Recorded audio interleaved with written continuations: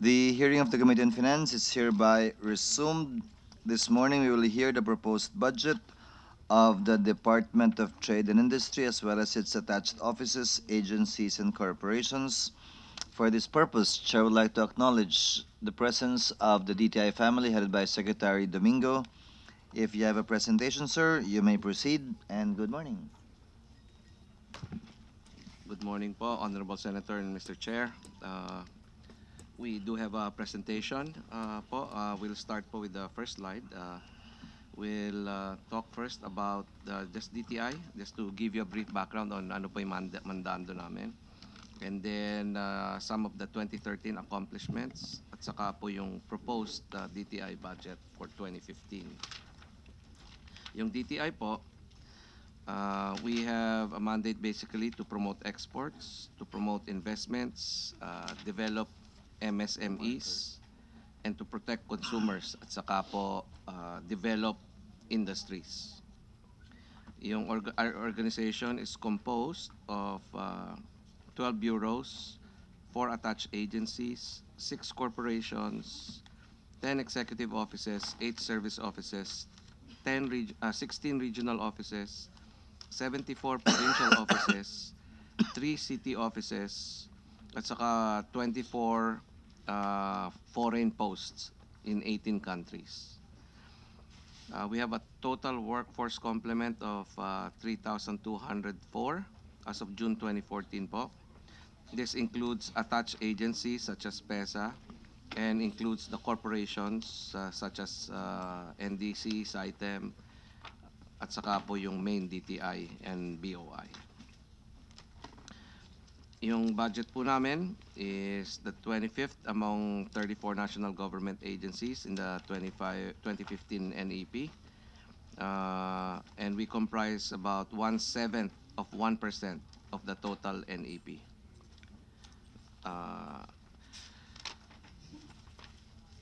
In terms of the exports, maganda po yung kwento sa exports. Our exports continue to increase strongly since 2011. There was a small dip in 2011 from 2010, but starting 2012, we saw an increase of 7.9%. At saka po ng 2013, we saw a further increase of 8.8%. This year po, as of the first 7 months of this year compared to the first 7 months of last year, exports are up 8.4%. This is in spite of the port congestion that we have experienced, which we believe affected exports negatively. So in spite of that, we still manage 8+% growth rate. Sa kuha naman po sa investment approvals, in particular yung BOI PESA investment approvals, we've seen really a continued rise since 2010. We saw it rise from a level of 506 billion in 2010, and last year it was 742 billion, so about a 50% increase in about 3 years. And so we have seen very strong investment growth. Marami po dyan sa investments niyan were flowed into some sectors such as energy, but a big part of it was also flowed into manufacturing. Kaya po malakas yung ating manufacturing growth, double-digit growth over the last 2 years.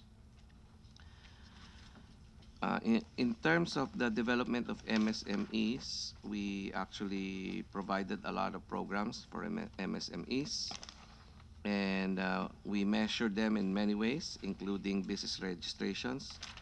So we're seeing a continuing increase in business registrations. So even for 2014, as of July, we've already had 223,000 new businesses registered. So that's actually, if we project that towards the end of the year, it should show another increase in growth for 2014 relative to 2013. In terms of MSMEs assisted, may malaking drop po sa 2012 to 2013. Hindi naman po dahil bumagsak yung registrations noon, but yung in-assist namin MSMEs, kuwan lang po, naglinis po kami ng database. So we found out maraming duplication ng mga names and all that. So we cleaned our databases in terms of the MSMEs as well as our consumer welfare records. We also cleaned the database, kaya po makita nyo may malaking drop from 2012 to 2013. But actually, the opening of business establishments and the assistance to SMEs is increasing. Sa consumer welfare, the next page, we're seeing the level of consumer awareness showed some drop from 2012 to 2013, but it's made a very strong jump in 2014. So this is the highest we've seen the level of consumer awareness since since this administration started. We are on track also in terms of the consumer complaints resolved, that we should be close to 5,000 consumer complaints resolved by the end of this year. In terms of firms monitored, ito po yung malaking binagsak, which is what I mentioning earlier, dahil naglinis po tayo ng database. So maraming duplications. In terms of ease of doing business, yung Philippine Business Registry has been rolled out in all DTI offices nationwide, and we continue to improve the system. We just actually were able to automate the renewal of business names already because we were able to do the e-payment system through BancNet. So now yung renewals po ng business names can be done online, totally online, without having to go to a DTI office. We also have been working since 2010 on the BPLS, yung Business Permits and Licensing System with LGUs. This program is actually to work with LGUs on an optional basis wherein they agree to meet certain standards in terms of processing the business applications. And as of the latest number, we already have 71% out of the 1,634 LGUs registered under this program. So we are working with all of them to streamline the processes so that they can meet the 5-day rule in terms of processing the registrations. Sa naman po sa competitiveness in the World Economic Forum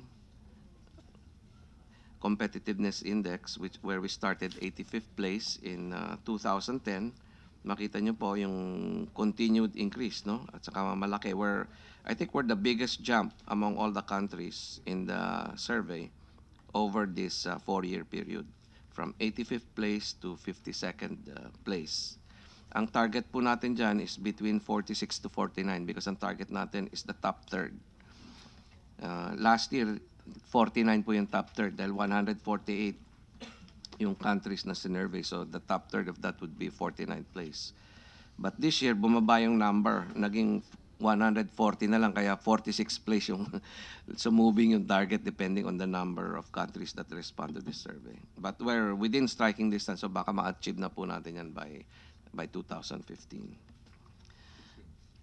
Hindi, baka next year o baka tamaan na natin yan. Pero ang target talaga na yan, we set it for 2016, but we may achieve it one year earlier. And then ito po yung budget natin. Basically, it's almost the same as last year except for one item. Well, there are smaller items, but the significant item po is the Shared Services Facilities Program, which had a 770 million budget in 2014. Zero budget na po next year yun. So that's why if you look at the subtotal for OSEC plus AA, from 4.4 billion magiging 3.6 billion.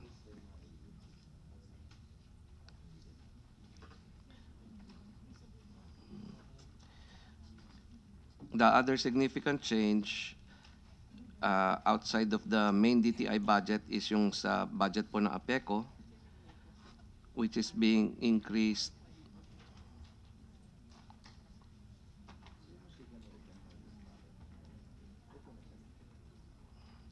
Yeah, the other significant item, Mr. Chair, is the budget of APECO, which is being increased from 48.5 to 251 million. Sec, approve na yung rat plan nyo? Opo. Na-approve, actually na-approve po yun last year, pero yung NOSCA was just released about 3 months ago. So that will be fully implemented next year?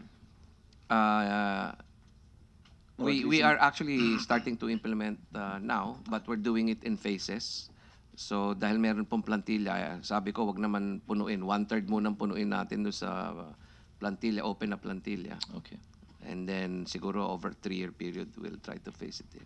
Okay. Then the last slide po just shows the breakdown of our proposed budget sa PS, MOE, at saka capital outlay po. So yung SSF is in the capital outlay primarily. So kaya yan po yung malaking reduction.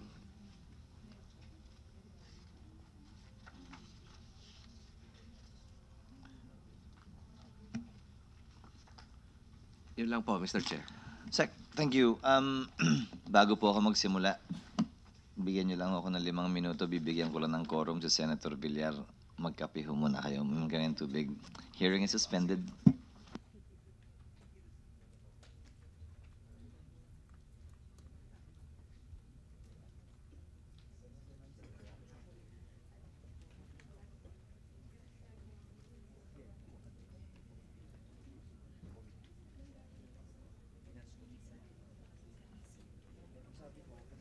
Hearing is resumed. Sec, yung mga katanungan ko po, di-divide ko sa dalawa. Una, tungkol sa budget. Pangalawa, kaugnay sa mga issues. Unahin ko po muna yung tungkol sa budget.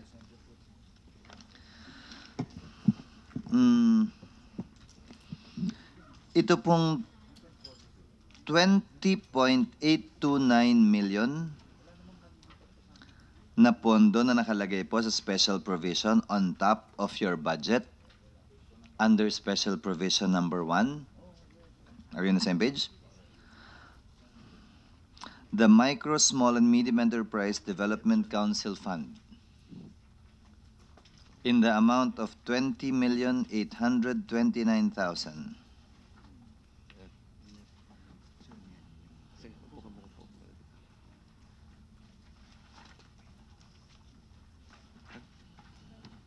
You saw it, Sec?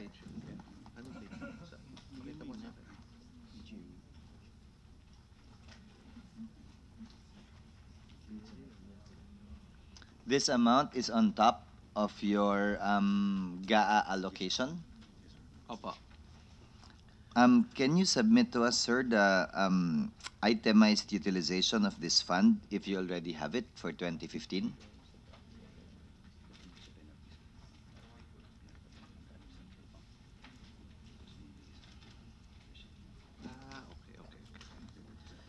Yan po pala yung sir, Mr. Chair.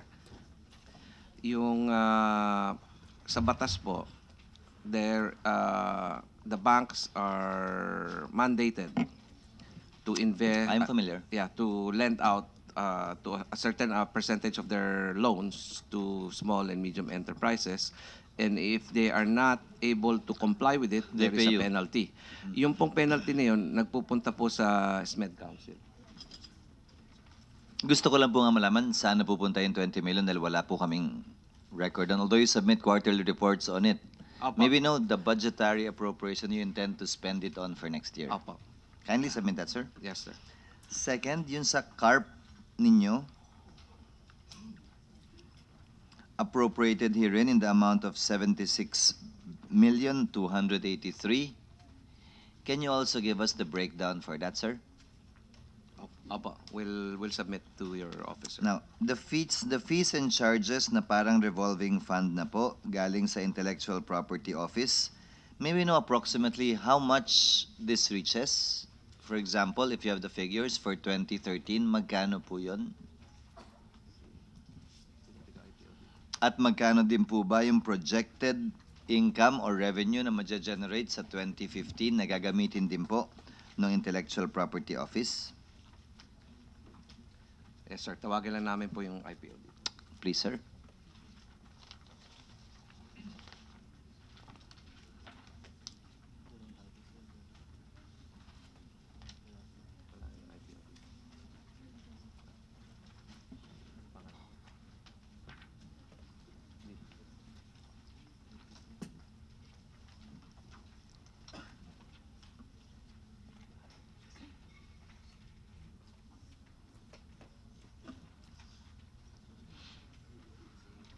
Ito po si DDG, Attorney Laluces. You recognize, sir? Again, sir, if I may repeat the question. How much revenues were you able to generate in 2013 and how much are your projected revenues in 2015?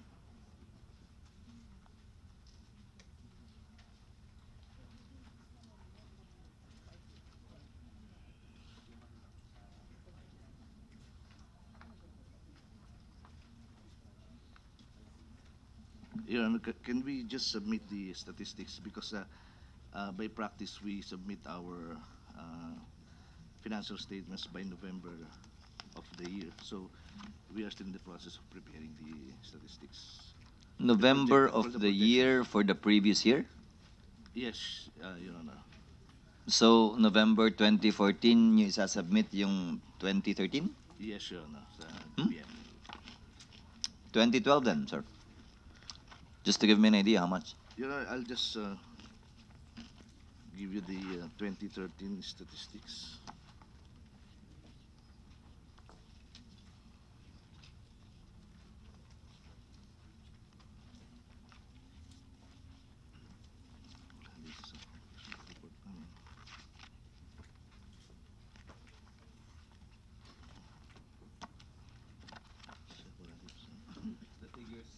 Yes. The figures I have, sir, are, correct me if I'm wrong, kasi off-budget item po ito eh, kaya tinatanong ko. Yes, Your Honor. For 2013, revenues were 459,331,000. Expenditures were 368,832,000. Projected revenues for 2014, 499,704,000. Expenditures projected 499,704,000. Projected revenues for 2015, 535,373,000. Projected expenditures, exactly the same amount, 535,373,000. Is that correct, ma'am? Ah, sir? Yes, more or less, Your Honor. Yes. That gives you a remaining balance, since you are spending exactly what you project to earn for 14 and 15 as of December 31, 2013 of 1.04 billion. Are the You- figures given to me accurate, sir? Your Honor, I believe that would be the accumulated earnings. Yes, Your Honor.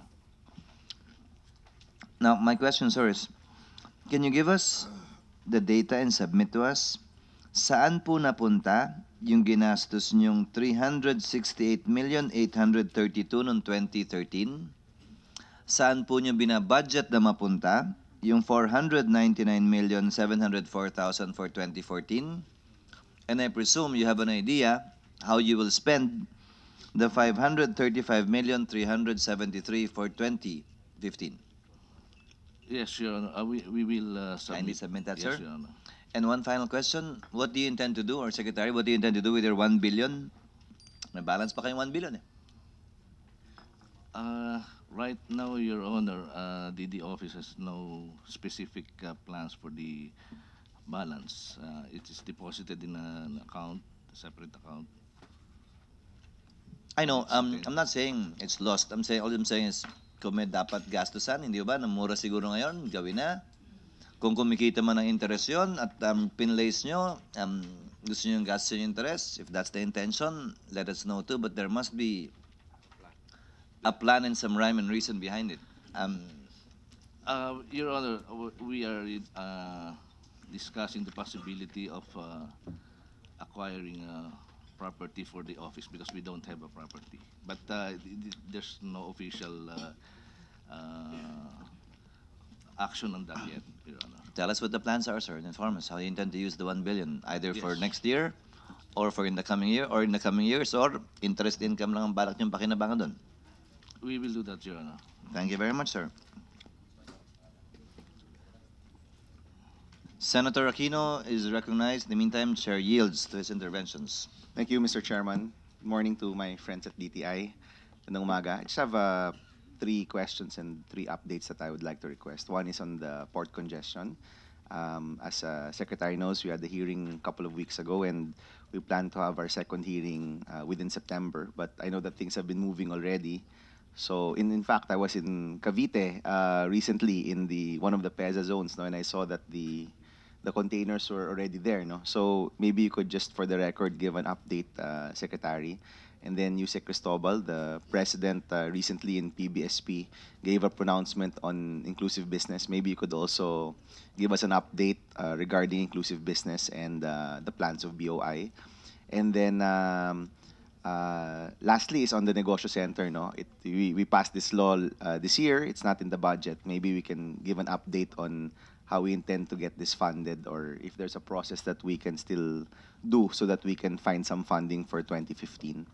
So just 3 simple questions, Mr. Chairman, with your indulgence. Please, Mr. Secretary, you may respond. Yes, Mr. Chair, with your permission. Yung support congestion po, the way we look at it, we'll provide you an update, but I just wanted to take some time on how we look at it. The way we look at it is the problem came in 3 phases, and each phase had a different sort of problem, although they're quite interrelated. The first phase was when the Manila truck ban was imposed in February, and for the next month or so, the first phase, the problem was the throughput of trucks in and out of the port. Dahil when we talk of port congestion po, tatlo po yun. One is the truck capacity in and out. The second one po is the container yard capacity. The third is the capacity, ship side capacity, which is the loading and unloading of vessels. Yung first phase po, ang problema doon was the truck capacity. Na-limit yung ikot ng truck. So, ang nangyari po, yung ship side naman, hindi tumigil dahil padating pa rin yung barko. So, na-affect yung container yard capacity. Umakyat po na umakyat yung number of containers sa port. So, yun po yung second phase naman. So, una, yung truck capacity na impact for 1 month. After 1 month, napuno po yung ating container yard. So, it became a container yard capacity limitation plus the truck capacity limitation. Tapos, nung na-resolve na po yung mga truck ban at saka nakagawa ng mga ruta po, we moved to the third phase, which was about a month ago, wherein the truck capacity limitations were basically improved drastically. So ngayon, ang lakas na po ng daloy ng truck, no? Up to, in fact, before Thursday, Friday last week, we were already doing 9,000 trips per day in and out of the port, from a low of about 3,500 during the truck ban. Pero ang nangyari po ngayon is, ang problema ngayon is nag-iba na. Yung ship side ang naging problema. Because there are more containers being brought in than being taken out of the port sa mga barko. So, yung container yard capacity, umakyat na naman po yung utilization. So, ICTSI is above 100%, while ATI is about 92%. So, that's gonna impact again. Pag masyado mataas po yung container yard utilization, lalagyan na naman nila ng mga containers yung circulation roads, which limits the movement of the cranes, movement of the trucks. So, baka ma-affect na naman yung truck throughput. So, dun po tayo ngayon. Pero right now, well, the other solution, yung solution po dati was utilize Batangas Port. Now, Batangas Port is fully utilized. Gamit na gamit po yung Batangas Port ngayon. Pangalawa po, we are only using the port 5 out of 7 days a week. So that's a 20% limitation on capacity. So we're now encouraging the companies at saka mga brokers and everybody to utilize the extra 2 days. Kung magawa po yung extra 2 days na yun, then may stabilize yung situation po. Then pagdating ng first quarter during the lean season, then we can clear a lot of the congestion doon sa port. Pero now, na bare months na tayo where yung dating po ng mga containers na napakalaki, mahirap natin ma-reduce talaga yung port congestion. All we can hope for is really optimize it para hindi ma-hamper masyado yung movement ng goods. Remember, Mr. Secretary, during our hearing, no, napag-usapan yung pagbabawas ng mga containers, no? And I think the goal was maybe X thousand a day na mailalagay sa mga PEZA zones or in the papers I read there was another, was it Clark that was going to be opened up also or Yes, sir. yeah, has that helped out? Nabawasan ba yung mga containers natin because of those Opo. new areas? From our last hearing po, lahat nung sinabi doon, karamihan na nagawa na po. Like the movement of containers to the port, yung movement of the mga seized containers ng customs. So that's, in fact, some of that is ongoing still. Yes. Yung pagbukas po ng mga container yard outside the port, kagaya sa PEZA, nangyari na po. Ang Nestle rin, nagbukas na ng, for example, mga companies, they're opening up like Nestle, they opened up their own container yard outside the port. So, marami na pong nadagdag na container yard capacity. But has that lessened the number of containers? No, if because- I'm not mistaken, 80,000 yung capacity, di ba, ng port natin, 80,000 containers. And we 81,000 po, yes. And then we wanted to bring it down to about 60 or 65,000, right? Nasa mga 78,000 yata po tayo ngayon, Oh, 79. Yeah. So by 3,000 natin nababa because bare months na, mas Yeah. naman dumadating rin yung mga ships, basically. Oho, at saka hindi na ilalabas yung mga containers eh. Okay. So, let's say mag-unload tayo ng mga 4,000 containers, Mr. Chair. Mag-unload tayo, pero maglo-load tayo 3,000 lang. So, nadadagdagan ng 1,000 per day yung... Okay. So, medyo... So, ang kailangan nung mag-usap talaga with the shipping lines because the shipping lines have to cooperate but they're controlled abroad eh. I see. How about the domestic shipping lines natin? Hindi ho affected to. These are the These are the international international port, port, lang no? po ang pinag-usapan Okay. natin dito. So, okay. So the port congestion issue you're saying will continue until 2015. Opo. Okay. And we're hoping na kapag nag-lean months in the first quarter of 2015, that's when we'll be able to, I guess, doon tayo mas magbabawas ng mga containers. Opo, No? during the first 3 months Okay. of 2015. The traffic in NLEX that happened for a few days, that's because we started to open up the lanes, di ba? That's a direct, how do you say it? That's a direct consequence of us opening up the lanes sa port. Ang understanding ko po, hindi nasunod yung ruta eh. I see. Okay. Kaya Parang nagkagulo. na-divert to a smaller road.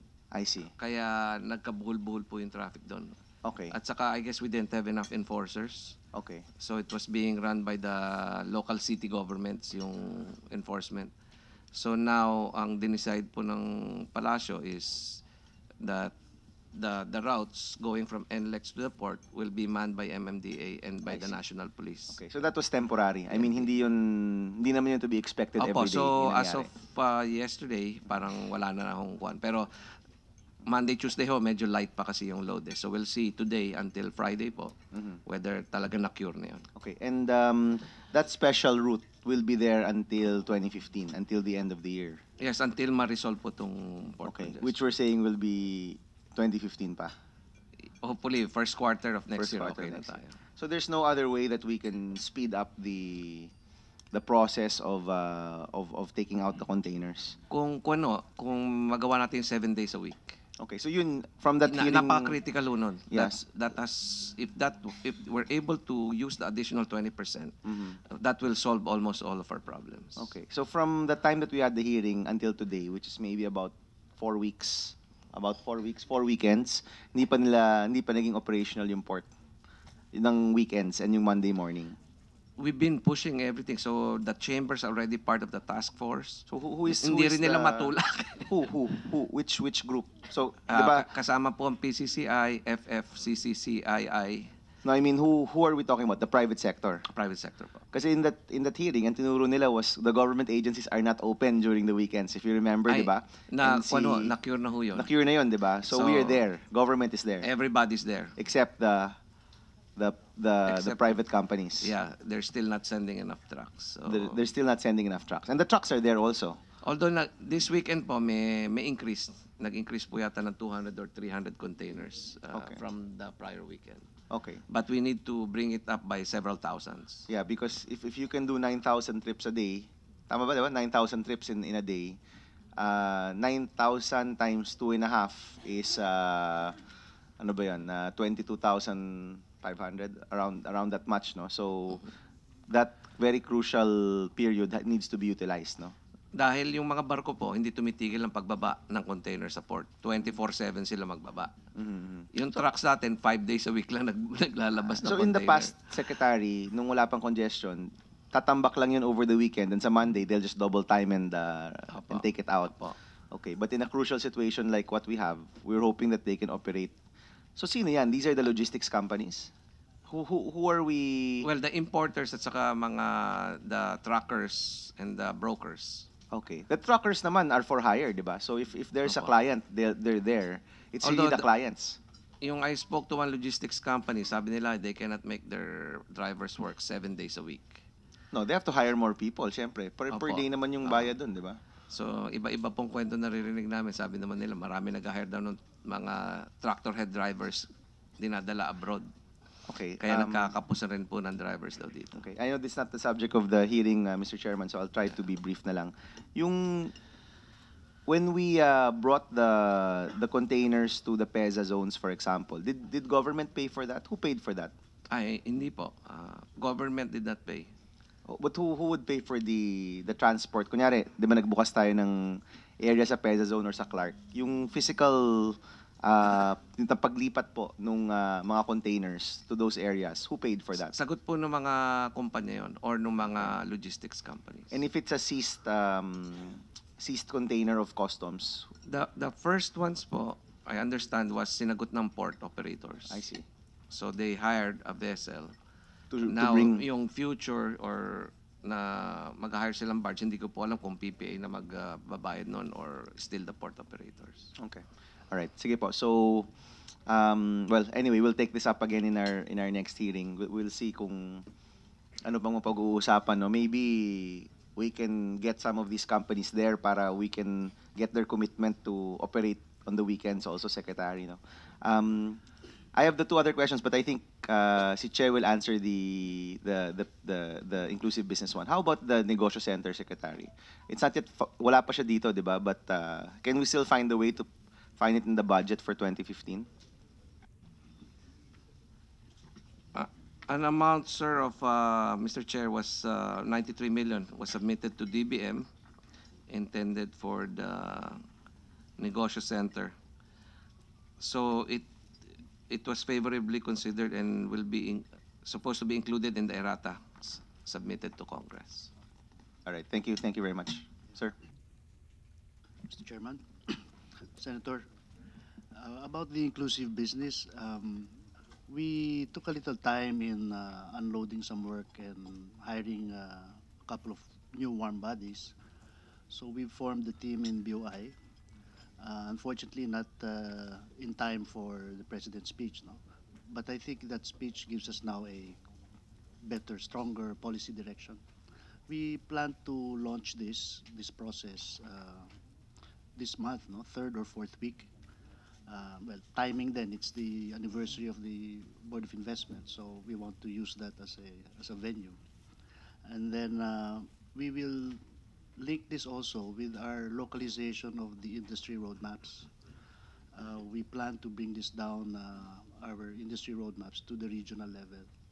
There's a strong demand for it, like in Davao, they already have regional industry roadmaps. So we're linking this with the grounding of the roadmaps, no, with the inclusive business. So we need the regional operations, strong cooperation on this program. Right. Thank you, Yusek, and I look forward to seeing the, how do you call it, the specs of the included, the new, how do you call it, criteria? Do we call it criteria? The investment priorities plan. Yes, yes. Yes, that's we're waiting for the president's approval on the plan. It's in the implementation guidelines. I see. That That will will- include the inclusive Yeah, business that will be aspect. there, yeah. Okay. So that will be publicly available within the month, no? Once it's approved, no, we can't publicize it yet. I see. We need to wait for the president's approval. But Okay. we're preparing the guidelines as we wait, so that when the EO is approved, then that's published, and about 15 or 30 days later, we can publish the guidelines. Okay. And we expect that to happen before the end of the year. Yes. Yes. Okay. Thank you, Yusek. Thank you. Thank you, Mr. Chairman. Time to proceed, Sec. I hope you have the NEP with you. Copy of the NEP with you.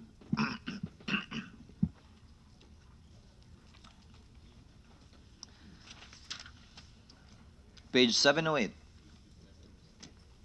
Para same page tayo.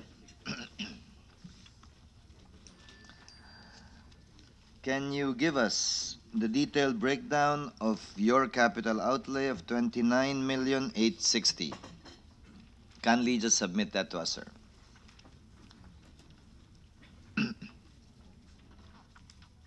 Yung 29 million po is office building para po sa Region 3. Dahil Pakibigay ngayon po na lang po. nagre-renta kami. Oo. Pakibigay na lang po. Yes, sir. We will submit. Now, on page 709, monitoring and evaluation activities of bottom-up budgeting projects. This is for the current year. Kasi wala na po tayong BUB next year. GPB na po yan. When you say monitoring of BUB, you're referring to the projects implemented this year. Dahil this year po yung BUB. Mr. Chair, may I ask the Director Boy? Please, sir. Director, I think Boy, that, this for month. 2015 pa po gagamitin po yan, yung monitoring. ba't po bottom-up budgeting? Binura na po nila yung lengguaheng bottom-up budgeting, binago na ho nila yung pangalan. GPB na po ang tawag nila. You might not be allowed by COA to spend it for 2015 because there are no BUB projects anymore for next year. We understand that, Mr. Chair.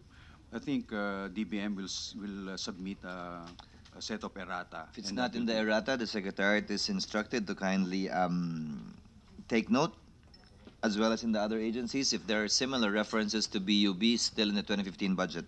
Now, still under this item, sir, randomly, I'm calling it out. Region 2, Cagayan Valley, Region 2 Office, 1.677 million. Question. First question is, may I know, saan po ibabayad yan? The activities Monitoring and evaluation, Saan po mapupunta yung pera na 1.677 million?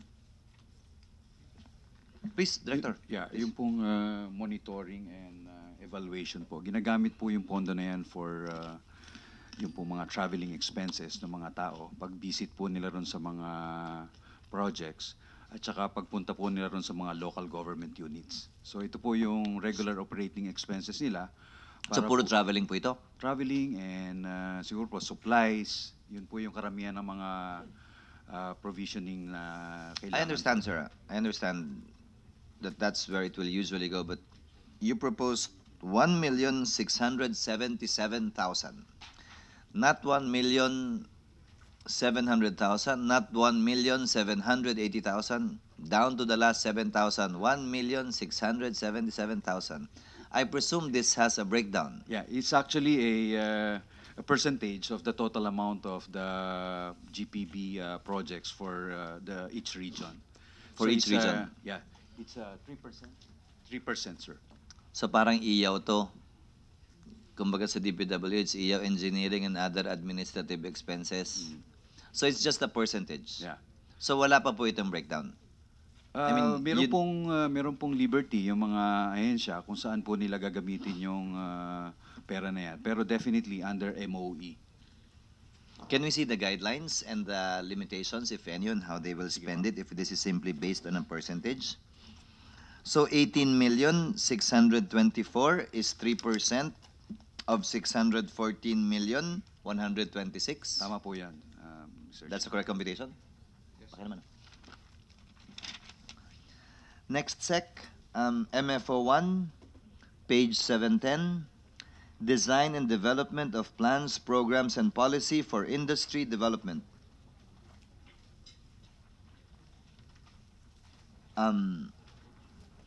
Under MOE, meron po nakalagay dito, Caraga, 89,000. Same question, sir.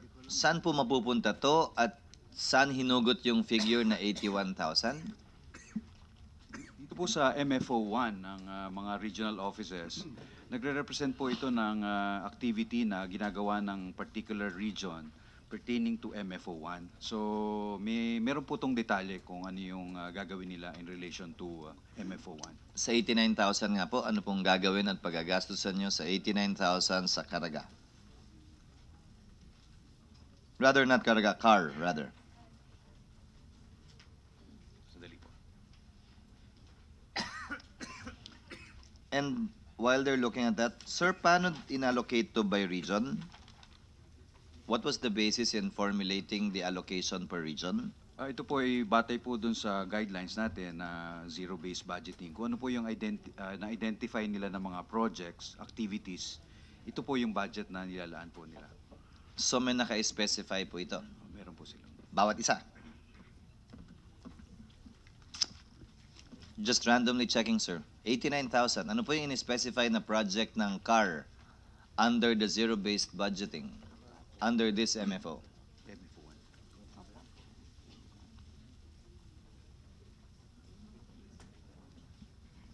I'm in page 710. Yes.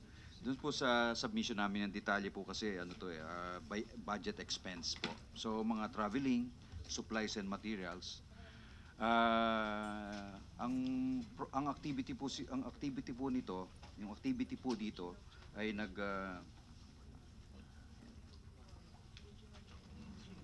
Regional Trade and Industry Development Plan po, bale. Yun pong Opo, project, bale. ang tanong ko nga po, saan po gagastusin yung 89,000? Yung pong 89,000 po na yun, ang nakalagay Para po sa buong rito, region na ho yan, ha? traveling expenses, training and office supplies, and communication expenses. Tigma magkano po? Maliliit po. For Sige po. traveling, it's 8,000. And then office supplies, 9,000. Sir, are you sure that's zero-based? I mean, I don't fault you, ha? I fault DBM, but not you. Hindi kasi ako naniniwala sa zero-based, eh. I will not believe for 1 minute that your CAR regional office just asked for 89,000. I mean, even if the director is here, probably, I mean, he most likely asked for more. But it so happens DBM gave you a ceiling. The department down the line gave ceilings, and the regional offices and provincial offices had to make do with those ceilings and propose a budget. Paano po naging zero-based yun? Di ba ang zero-based dapat? Wala tayong, simulan natin sa wala, ano yung kailangan natin gawin? Magkano per unit cost ng ginagawa natin? Then you submit it accordingly.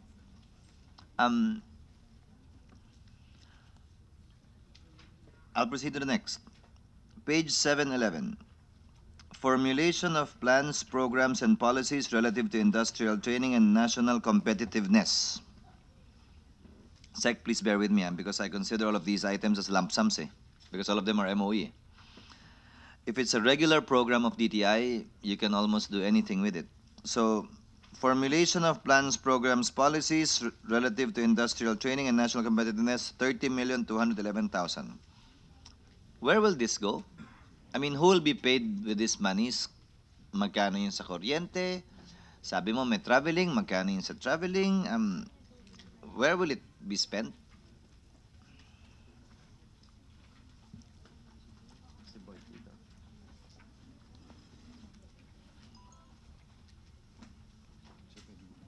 The next 5 items in page 11 are all in NCR. Wala nang regional breakdown po kasi. But just as an example.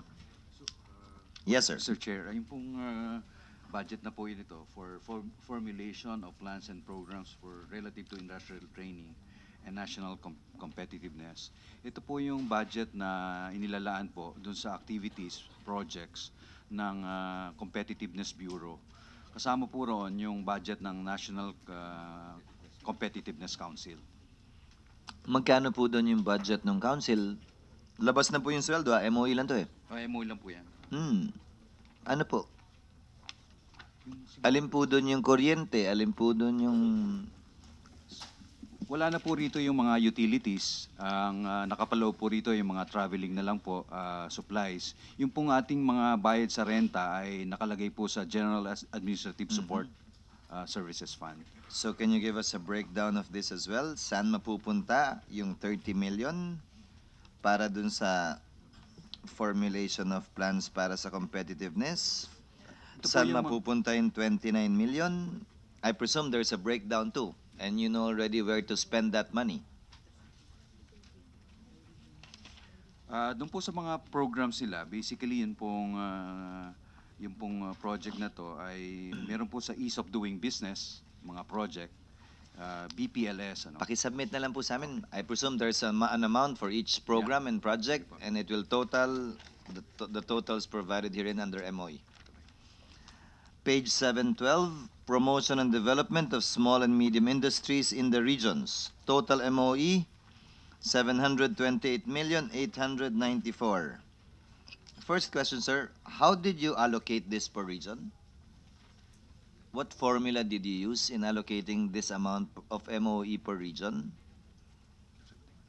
Yung GPPB maliwanag, 3% po ng amount, di ba? Ito po, paano?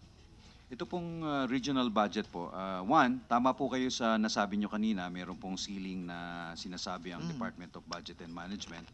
So, binababa rin po namin yung ceiling na yon among the regional offices on the basis of what they have utilized from previous year. So, ito po, ang specific mga project po nila ay, again, ina-identify mo nila yon para makapaglagay po sila ng budget sa bawat activities. And particularly for this MFO2 is basically for small and medium enterprises activities. Agree po. But what determines the ceiling amount? Kung magkano yung pinropose po nila? I'm sure there must be a formula. Aawayin kayo palagi ng congressman, bakit sa region namin ganito kaliit, bakit sa kabilang region ganon? There must be a rhyme and reason behind the allocation. Yung pong ceiling po ay tugma rin po ron sa sinasabi ng DBM kung paano na-determine yung aming ceiling for the department. So ganun din po yung formula na ginagamit sa region. Which is what po? Population? Absorptive capacity po yan. Kung ano Of po the yung region? previous year.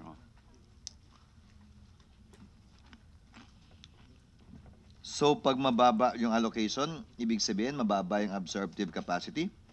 Yun po yung number one na batayan po nung... So Region 10, Region 9, Region 8, Region 7, mabababa because it's only a little over 20 million.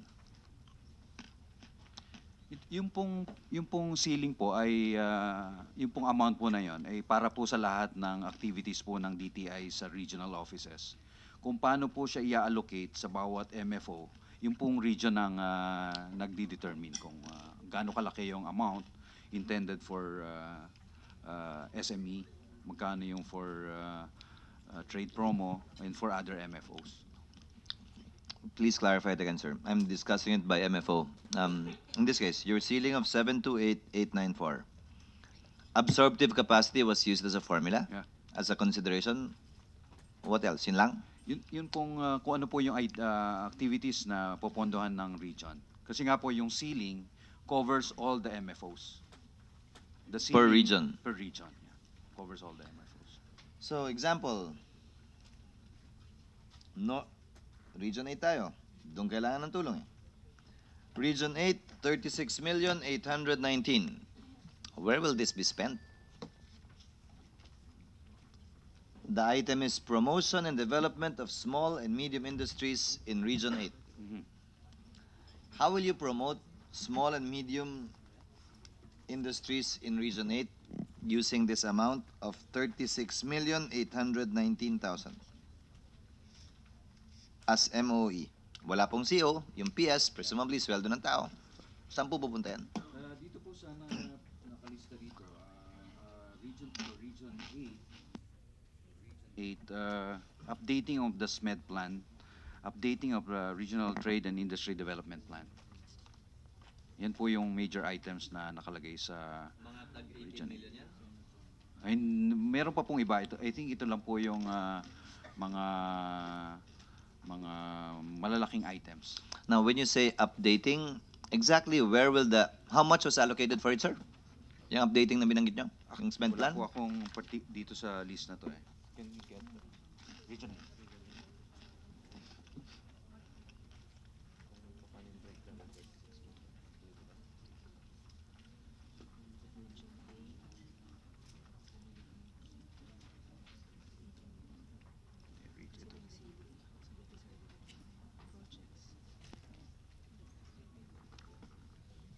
Sir, ito po yung, Mr. Chair, Yes, please. ito po yung mga projects na under Region 8. Ano? Yes, please. Meron po silang product development and marketing promotion, monitoring of How much is that, MSMED sir? plan.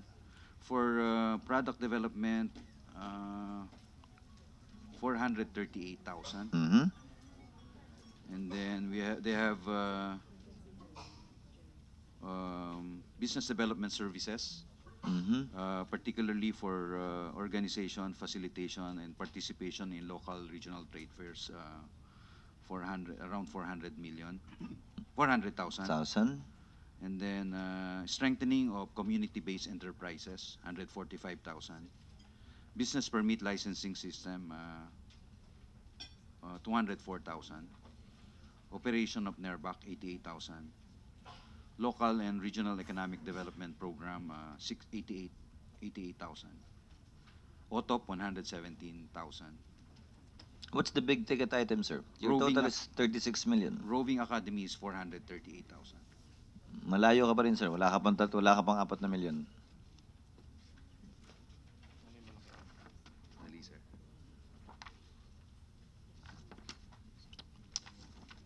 Asan po yung sinasabi niyong updating ng SMED?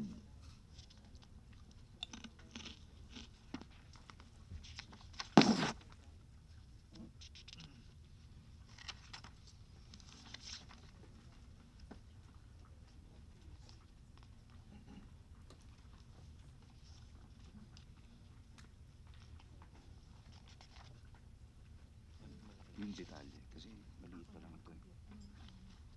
Yung suma total ng 30 million.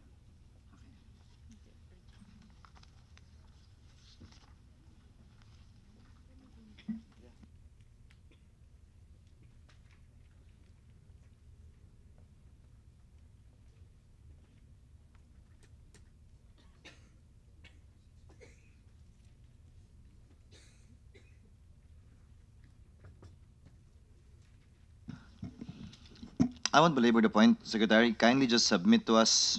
I was trying to do a random check only.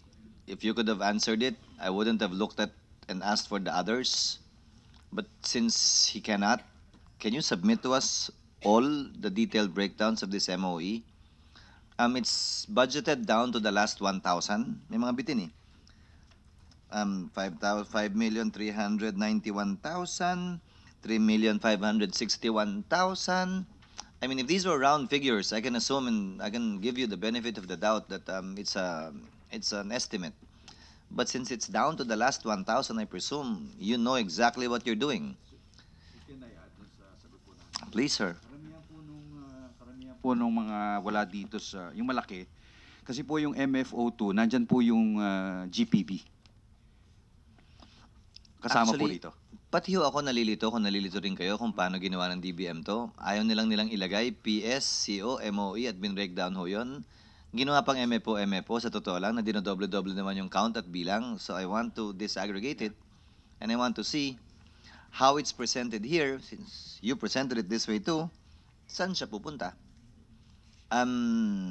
Kindly give that to us on per PAP under each MFO, just to be able to show actually, Mr. Sec, that indeed, may pupuntahan siya.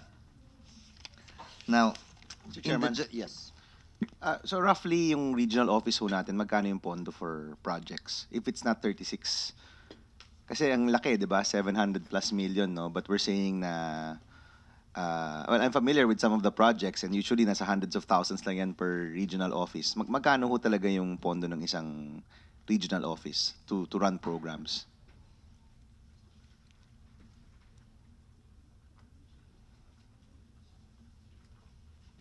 It's in page 704 of your NEP. On the average. Alam ko, iba-iba rin naman yung pondo per region. Pag kasama po yung mga GPB natin, yung BUB, yung grassroots participatory budgeting, ranging po siguro mga 20 to 40 million. Actually, more. Ang MOE. Per region. Bali, pati ano po yung regular. Yung po kanilang mga GPB, ranging from 15 to 90 million. So less than half. Also malaking range, so matotal po mga around 80 million average, including grassroots per region. Per region. So yung 20 million budget per region, wala doon yung sweldo, di ba? Wala pa po. That's just for projects. For, What's the MOE regular. We Okay, call it MOE. what is the biggest program in the MOE regular for every region? GPP. SME. Yung SME support, which is roughly how much? Pag i-total natin yun.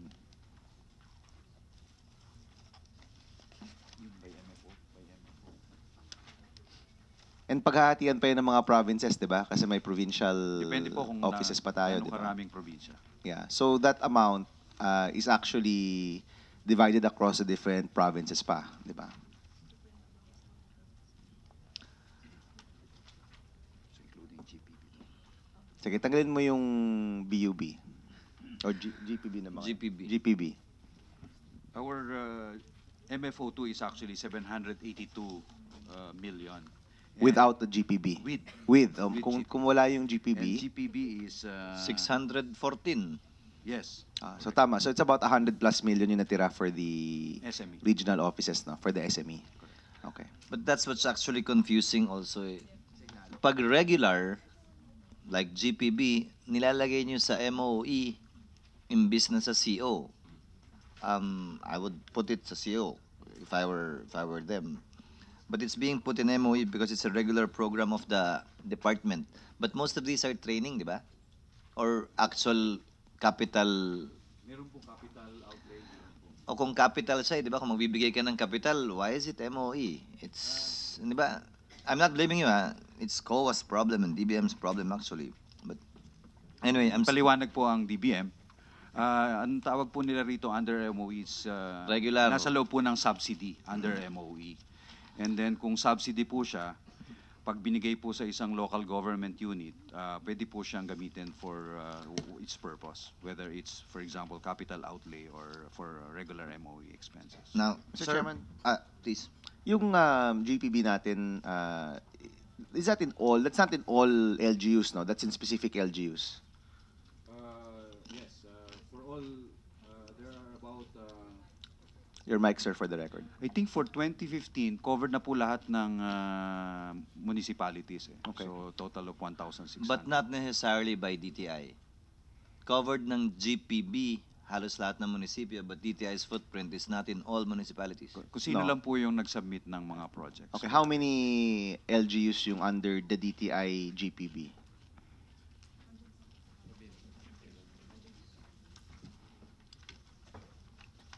You can give a rough number, sir, kung ilang munisipyo. 100, 200, 300? 435 municipalities. Ang siguro isang imumungkahi ko lang, and since we're going to push for the negosyo center anyway, you know, a GPB without a center on the ground, ano yan, puro candle making yan, tsaka tsaka soap making, tsaka masahista training, di ba? But if we have the negosyo centers in partnership with the GPB, we can direct these micro and small enterprises to be siguro more in line with the market, mas malagay natin sa inclusive supply chain. We'll be able to make sure that this actually, you know, the goals of the program, of the GPB program, actually does get to where it should be. So, Alam ko kasi yung initial plan natin is just less than 100 centers in LGUs for 2015. But this might be an impetus for us to actually match the centers and the areas where we're doing GPB to make sure that these projects are actually, mas mataas po yung quality niya. But, we can talk about this next time. But siguro, since it's in your budget, and to a certain extent, well, actually, you will be responsible for that because it's in your budget, no? The monitoring of that, and actually, have we monitored last year's GPB already? Na-monitor na ba natin yung success rate nun? We have. So can you submit na lang to my office or to the committee, then to my office as well, yung final report for the 2013 BUB. It was still called BUB in 2013, di ba? Kung ano yung kanyang success rate, how many were alive after X months, kung ano yung success stories, ganyan. So we can see how we can improve that program further. So yun lang pong 2013, ilan lang po yung projects namin doon? Parang dalawa lang po yata. But di ba may 500 million yun last year? 2014 po. This 20. sorry, for this year. But in the 2014 budget, it's about 500 million. How many projects po yun? Marami yun. I saw the list eh. That was a long list if you remember in the... 880. Oh, yun. So do we have a monitoring of the 882? So we would know kung ano yung, kung ano yung success rate niyan, and DTI monitored that, no? DTI did the monitoring for that. Okay. Well, So we can check that out na lang. Yes, sir. Yes. Opo. Thank you, Mr. Secretary. So we'll submit that. But I think, Director, and I hope Secretary will agree na by having program officers on the ground, kasabay nitong GPBs in our centers, di ba, would allow us to have more, siguro, an even more improved program, no? So I hope we can talk about that during this process, no? Thank you. Thank you, Senator Aquino. If I may refer you, 719 of NEP. Mr. Secretary, rent lease expenses of 253,909,000. Ano pong nirerentahan natin? Ang Department of Trade and Industry po ay walang sariling building. So, Pareho po tayo. So nagre-rent po kami ng mga office building sa main office, sa central office, and then mga karamihan po sa regional offices as well. Can you give us, Sec, a plan? If you're spending roughly 200 million a year, can you give us a plan to be implemented, I guess, in the next administration or your successor already? Di ba, dream sequence? Instead of throwing good money away by way of rent, if government offices can occupy buildings owned by government itself, the extra space to be rented out for additional income, how much would the investment be? How will you program it? Including your regional and provincial offices, perhaps. I think each department should have that already. Total government expense for lease is about 5 to 6 billion pesos, and the Senate is guilty of that too. But I think down the line, 10 to 15 years down the line, we should stop renting. At the end of the day, government should own whatever offices it is occupying. Kindly assign someone for DTI at least. And I've been asking all the other agencies to do this as well. Yes, Mr. Chair, we completely agree with your idea. Professional services of 222,401,000. Saan po ito mapupunta? For the hire, kung katatapos pala ng RAT plan nyo, ba't ang laki po ng professional services natin?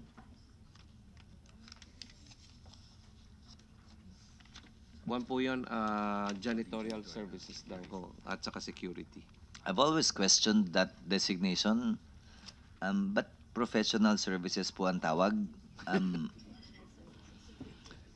It can be contractual, contractual services, but not professional services. I don't know. Ma'am, Miss Santos, bakit po ganun yun? Classified under general services, I think, not professional. Professional services should be those rendered by professionals. So how will can they spend, from the COA's point of view, can they spend it for general services if the item in the budget is professional services? And this is true, ma'am, across the board, in all agencies. Ma'am. there should be, I think there should be some correction on the part of the budget preparation itself.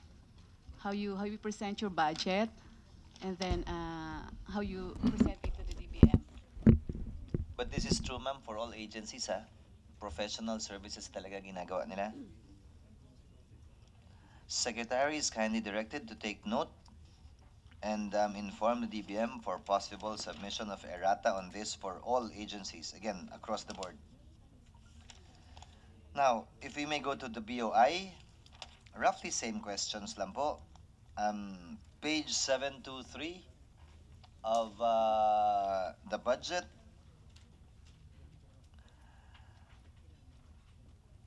Promotion of local investments, 15,086,000.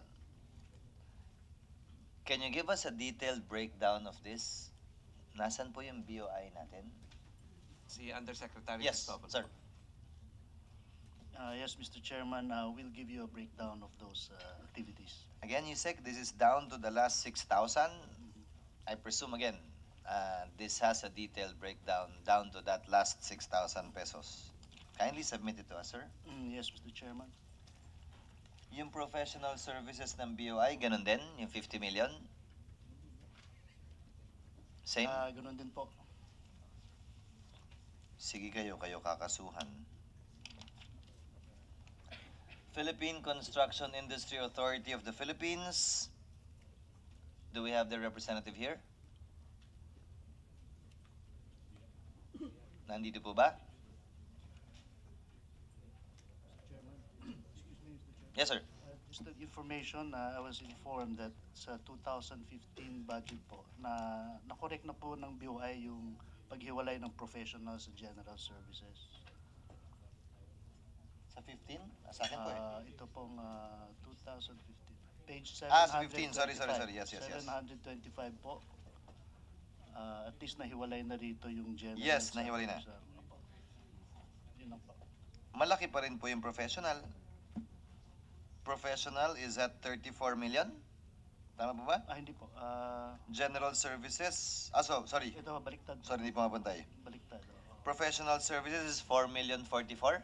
Yes, Mr. Chairman. General is 34,760. Yes, that's right. I think it should be segregated also, Sec, especially for your department too sa DTI. So, sir, Philippine Construction, or rather Construction Industry Authority of the Philippines. Sir, the OIC director is not here, but Undersecretary Dimagiba will try to Yusek answer. Dimagiba. Again, this is a random question. Page 729 of the budget. Market Development and Overseas Construction Industry Promotion, 692,000. Saan niyo po gagastusin to?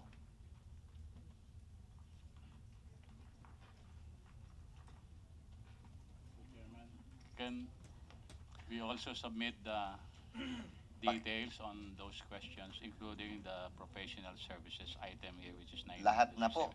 Yeah, Pati yung 2,337,000 ng licensing, yung 2,902,000. Down to the last 2,000 din po eh. We'll submit that, Mr. Chairman. Kindly do so, sir. Thank On you. PTTC, may we know kung para saan po yung 11 million na capital outlay?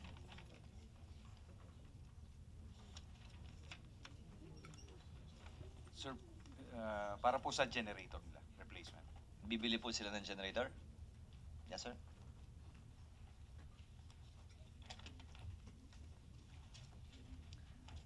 Para po sa Design Center of the Philippines, out of curiosity, Sec, anong output nito? Ayun. Kwan po, na marami po silang tinutulong in terms of mga trade shows at saka tinutulungan rin po nila yung mga SME sa pag-design ng mga produkto po. So ito pong Product Research and Development, MOE of 29,578,000. Can you also give us a breakdown of that? Opo. We have, I think, yeah, nandito po yung head ng design center natin. We can Ma'am, ask, pakibigay na lang po sa amin. Ibigay na lang ko. Where it's going. Now, for some issues, Secretary, sorry if I was a bit going to the nitty-gritty of it. I'm trying to look for fiscal space po kasi for other things. Before I proceed to the issues, can you submit to us your proposed budget to DBM? As proposed, As proposed. So we can compare it, kung ano yung nawala, ano yung items, ano yung programs na nawala at hindi binigay ng DBM. Some questions on issues. I called you up about this, or texted you at least, because I asked Secretary Purisima and he could not give me an answer. You gave me an answer, but I need it on the record. This is about the ICF, the Industry Competitiveness, if I'm not mistaken, Fund. Correct me if I'm wrong. This is basically by virtue of an EO signed by then President GMA, giving a subsidy to certain companies who invested, foreign companies that invested in the Philippines by way of their electricity expenditures. Is that a simplified picture of what it is? Opo, parang subsidized rate siya for electricity. Now, how many companies were given? Only a selected few. Is that correct? Yeah, opo. There were, from my recollection, there were a total of 4. I think more. Meron pa sa Davao eh. Panglima ho yun, pero never po nag-avail yun. Never nag-avail. Opo. 4. Correct me if I'm wrong too. These companies were chosen arbitrarily? Meaning, kung sino lang ang sinabi nila? Was there rhyme and reason in how these companies were chosen? For example, Hanjin was given, Texas Instruments, which was right beside it, roughly at the same time, was not. Tama po ba yan? Hindi ho. Binigyan ho pati Texas Instruments. Dalawa po. Isa sa Baguio, isa sa Clark. Binigyan din po sila. Tsaka yung Phoenix Semiconductor po sa Clark. Magkano na po ang quote-unquote utang natin sa kanila as of now? I don't have that figure right now, sir, but The last time you it's checked? in the billions. Last time I checked, it was about 50-something billion, if my recollection serves me right. Ay, hindi naman po aabot sa 50. Mga magkano lang po? I think between, my recollection serves me, yung buong programa niya na 10 years kasi po yung subsidy nun, is iba-iba po yung estimate kasi, pero ang estimates range from 18 to 35, parang ganun po. Billion for the whole 10-year period. Apa. You have it with you? Magkano? 18, okay. 18. So, yung initial estimates po was 42, pero nung gumawa silang panibago estimate, bumaba. So, nagbabago po yung figure. So, I guess the latest calculation nila po 18. May nabayaran na po ba tayo dito? Or utang pa rin siya? Who would know? May I ask DG De Lima, siya yung on Of top of this course. po. DG De Lima, ma'am. May nabayaran na po ba tayo dito? Thank you, Mr. Chairman. Actually, yung sa Texas Instruments po, ang nag-subsidize noon, MPC and Transco. Wala pang nababayan cash. We have not paid anybody in cash. I understand there's a budget of 3 billion, which is reserved for 2014, and this will be for Hanjin alone. Hanjin and Phoenix or Samsung. That's in what budget, ma'am? 2014 budget. Of who, ma'am? Under the DBM, they have a special ICF support fund for that. There is? We were informed. I'm not aware of any, ma'am. Meron pong nakalaan na budget for this year. For 2014? Opo. Saan po nakalagay? Kaya lang po, hindi ho magamit yung budget dahil may mga questions pa ho sa legality. Saan po nakalagay yung budget for 2014? According to DBM, Mr. Chairman, it's support for GOCCs under the heading support for GOCCs. We were informed. In 2014. 2014. In 2015, They asked also us to submit a budget for it, but how much did we ask for? The same 3 billion also for 2015. but I understand Secretary Domingo, as Secretary Domingo informed me, ma'am, there are serious legal questions if we can pay for it because it was merely done by an EO. when in fact a law should have been passed to provide legislative and legal cover for it. Yes, that's precisely, Mr. Chairman, Your Honor, that's precisely why I think it's still there and it has not been spent. Although we were informed that there's 3 billion that was made or that's budgeted for 2014. Secretariat is kindly is directed to write a letter to the DBM and ask for the status of this 3 billion fund, both in the 14 and 15 budget, and what particular item it is charged under. Because again, if it is there and there are legal questions about it, sayang naman po yung fiscal space. We can use that 3 billion if you won't pay for it anyway, unless you resolve that issue. Now, Sec, again, two choices. These companies are, of course, complaining. They are claiming that they entered precisely under that regime and they were made certain guarantees by the previous government. I'm sure the current government is in a bind because you wouldn't want to change the rules in the middle of the game, as so to speak. At ayaw naman nating masabing balasubas tayo. However legal or illegal the previous administration may have committed these promises, may have given these promises. You made mention two choices. One, we either decide one way or the other, and two, for them to get or seek their remedies before the courts. But the problem with the second option is government has not given a definitive answer. Wala naman pong denial eh. Wala naman pong sinasabi pa, wala pa pong sulat ang gobyerno na we cannot pay you because the law, we're not allowed by the law to do so. There is no law allowing us to do so. With that kasi, they can seek legal remedies. But if no answer is being given by the Department of Finance, by the Department of Trade and Industry, by anyone, how can they seek their remedy before the courts? And it's been quite a while. How long has it been? Tapos na ho ba yung 10 years o hindi pa? Malapit-lapit na matapos nga. So, wala pa sila na-avail kahit po ako sa kanila. Nakaka-7 taon na. 3 taon na lang. Di ba? What do you... I mean, has Hanjin gone to your office or any of the 4 companies gone to your office, and what was the response given to them by any government agency that's supposed to be handling this? Secretary Purisma informed me that it's the DTI that's on top of this. Sabihin natin doon sa office. I can forward you the text, Sec. Okay. Yes, DG de Lima. You can save Secretary Domingo. No. Mr. Chairman, actually, this concern or problem has been pending for the past years, and it has been brought back and forth. To make a long story short, the papers now, the documents are with the Office of the Executive Secretary. There seems to be some controversy or some disparity between the thoughts of the Office of the Solicitor General and the OJ plus the Department of Finance. So this is being threshed out. In the meantime, the one that's most seriously affected here is Hanjin, because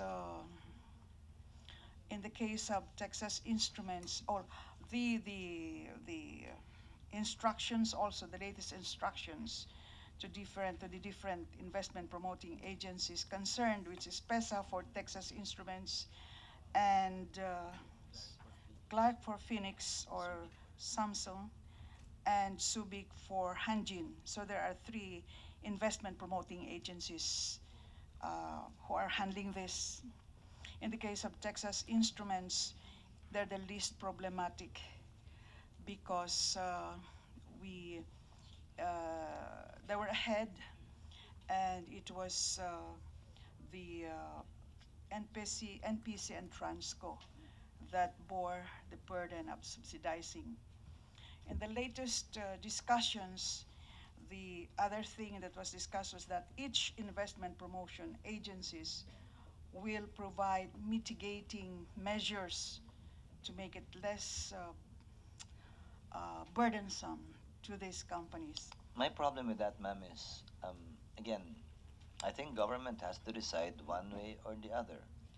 Because if you Yes. provide mitigating measures only to these companies, what about Yes. the others? At the end of the day, it's about a level playing field for all. I think that's the basic dilemma of government right now.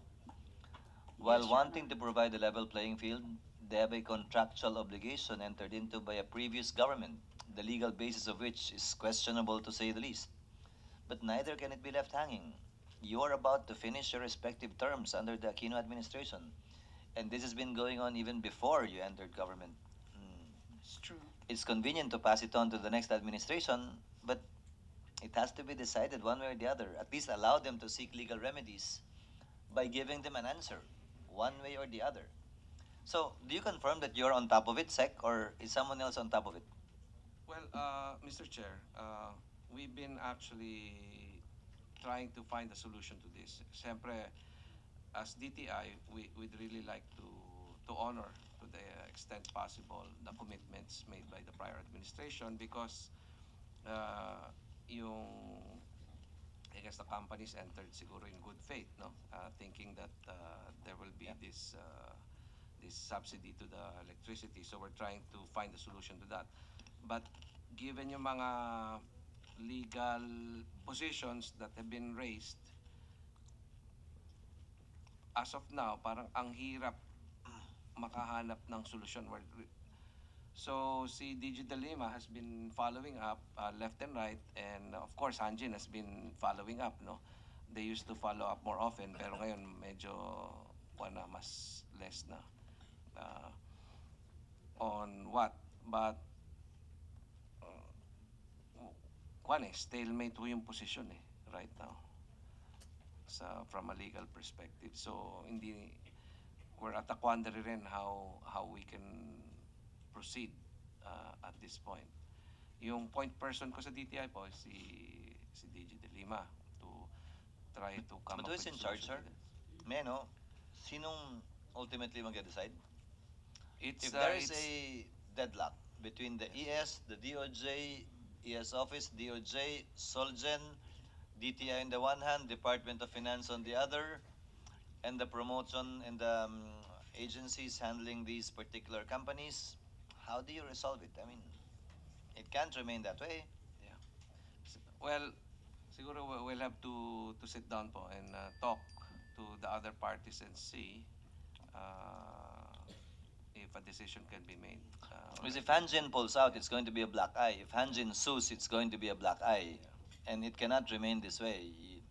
They may not be following up as often as they used to, but they might be exploring other options, which will already reflect badly on our country should they decide to explore that instead of simply following it up with you or other government agencies.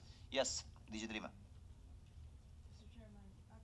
The three legal offices, DOJ, OSG, and the legal of DOF, and the legal in Malacanang. I think we have to thresh this out. We're almost there for them to agree.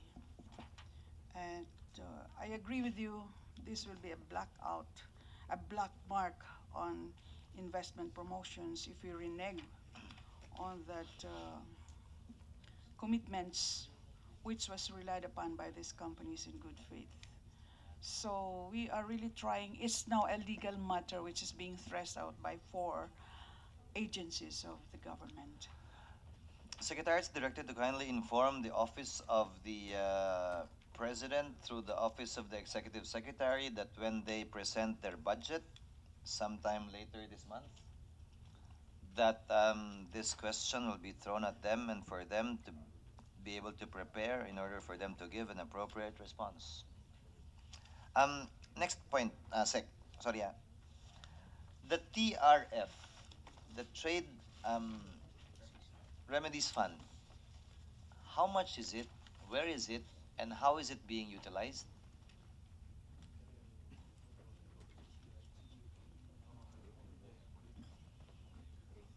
This Mr. is Chair. under and by virtue of the Safeguard Measures Act. Yes, sir. Yes, Mr. Chair. Undersecretary Cristobal, if I may ask. Yusek Cristobal, sir, please. Mr. Chairman, thank you. Yes, the Trade Remedy Fund according to our estimates over the past several years, is about 2 billion pesos. No? I don't have the exact figures, but we can give that to you. Nasaan na po yung perang yun? Uh, yung huling check po namin no, sa status, according to DBM, the funds that should have gone to that account since 2002 or 2003 were put into the general treasury all these years. So nag-commingle na yung funds doon. Ang problema kasi noon, hindi na buksan yung account na yun, special account, during those times. Now this year, when we finally got the account through intercessions also of Senator Aquino, it turns out that yung safeguard measure of 10 years maximum, nag-lapse na. So ang position ng DBM is hindi natin pwede kunin yung mga nakaraang kinolekta para sa fund na to. Prospective daw yung fund. We're researching it. Sana naman nila nahaluka yung ideya yun. Kasi nga nag-commingle. So we're doing the research. Gusto nga namin sulatan formally na ang DBM kasi mukhang may precedent no na yung Agri Competitive Fund noon yata. ACF. I think we're looking deeper into that, but we were informed that they had a similar situation before. What do they mean by naglapse na? Under the Safeguard Measures Act, the government has a maximum of 10 years to impose safeguard measures on imported products that threaten to cause serious injury to a domestic industry. Mhm. So, I think we imposed the safeguard in 2013, I think. Somewhere there, the time, no? So, naglapse na yung 10 years na yun. Ang system dapat is pag pataw ng duty na yon, kinukolekta ng customs, and then may special account yon, doon pupunta yon, and then those funds there will go to the domestic industry affected for their modernization plans. Mhm.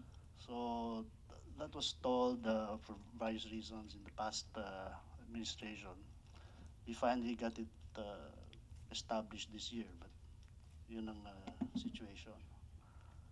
Na prospective daw. Kung prospective at lapse na, ano pa yung makakolekta? Yun ang sinasabi na zero. Tinitingnan po namin kasi mukhang may president na dati. We're looking into that deeper. So we might be able to, we'd like to make an appeal to DBM na na-monitor po naman namin ng Bureau of Import Services yung nakokolektang duties all these years. So meron namang datos doon, no? Baka pwedeng gawan pa ng ano yun, ng remedyo. Kindly give that to us, sir. Kung magkano na yung Yes. estimate nyo nun. Secretary is also directed once more to kindly communicate with DBM and remind the chair that this matter will be brought up in the budget of the DBM. Mr. Chairman, Yes, Senator you know, Aquino. the good chairman has more experience than me in governance, and as the chairman of finance, I'd like to get his opinion on the matter. Sa ganyan po ba, do you need to get a legal opinion from DOJ? Should the industries file a case with the Supreme Court? Ano po ba usually yung proseso po dyan to settle this matter? Susubukan mo ng brasuhin ng Kongreso. Kung hindi mabraso, doon na magsasampa ng kaso yung mga industries affected. But I think there is enough fiscal space for 2015 for this. It's a matter of providing for an amount, if not the whole amount, at least a portion of the amount. But can you be ready already as well, Yusek Cristobal? I'll give you a letter addressed to me, sent to me by the Federation of Philippine Industries, on how they propose to utilize this. They have a different amount actually, ng computation. As I understand, it's by industry, right? So kung magkano yung safeguard measure na pinataw sa particular sector or industry, yun din yung para sa industry yun. Di ba ganyan? So we would need that computation. They have their own computation. I'll send it to you. So that if at all we can scrounge enough funds for 2015 for this purpose, at least may paglalagyan po tayo ng kung anong gastusin para doon. Yes, Mr. Chairman, just to clarify po, yung sinabi kong figure sa ceramic tiles lang po yun. No? So may mga ilang industriya nga na nakinabang dyan sa safeguard measures. So baka total yung figure ng FTI as an industry association. Actually, yung... Tingnan nyo na lang ho. Sige po. Sige. Malayo eh. Malayo ba? Malayo eh. Baka, I'll No, check sa also. ceramic, it's 4 billion from where they're coming from. Ceramic pa lang. Okay. But again, we'll double check. Yan ang Kindly look into it, sir, please. Again, kindly remind the chair when the DBM's budget comes up. Sir, next point. Tinake up na ni Senator Aquino yung sa port congestion. We asked for time and motion studies to be made. You blurted out some figures already earlier. But just for clarity, ilang container po ang dumarating kada araw ngayong ber months?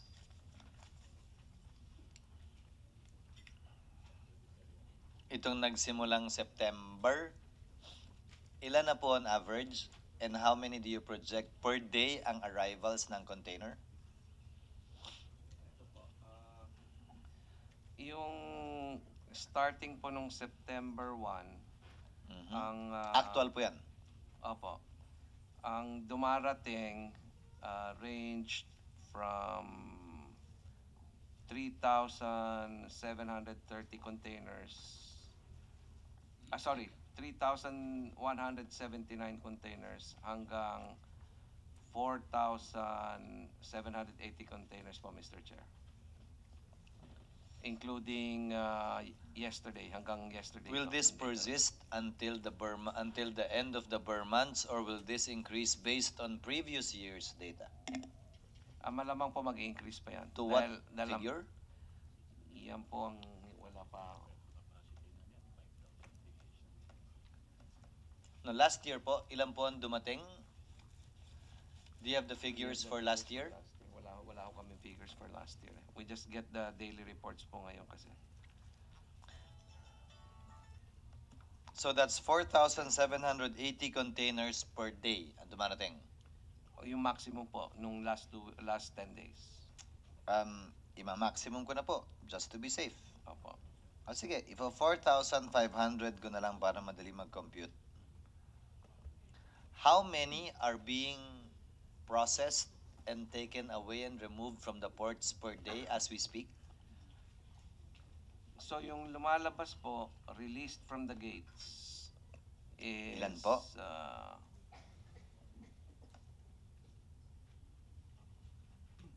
From 1,859 hanggang 4,618. Yung 1,859 po, yan po yung linggo. Linggo po ito. Opo. Tanggalin niyo po yung linggo. Then it's Ano yung range ko sa weekday? From 4,000 to 4,400. Sir Chairman. 4,500. Pero yung pagpasok is everyday. 4,600, sir. Papunta na ako doon. Yung pagpasok po is everyday yan, sir, di ba? Monday to Sunday. Opo. So you're talking 4,100? 4,059 at ang max po is 4,618. If 4,500 ko na, as I'll follow the trend of thought of Senator Aquino. That's 4,500 a day. So 1:1 correspondence ka sa weekday, roughly, in a perfect world. Kung magto 2,000 ka lang ng Sabado at Linggo, but your arrival is still 4,500 a day, including Saturday and Sunday, so meron po kayong naiipong 5,000 containers a week. Ganun po yung problema natin. Tama po ba? Per week. So, that's 20,000 by end of September, 40,000 by end of October, 60,000 by end of November, and 80,000 by end of December. Assuming the rate is still at 4.5, but I'm sure this will increase. Would that be a rough picture of the problem we are facing right now? Opo. That's basically yung problema po natin is 7 days ang dating ng mga vessels po na nag-unload at 5 days lang po tayo. 5-6 days lang po Kaya tayo. so 5,000 containers nga ang pile up a week. Opo. Mr. Chairman,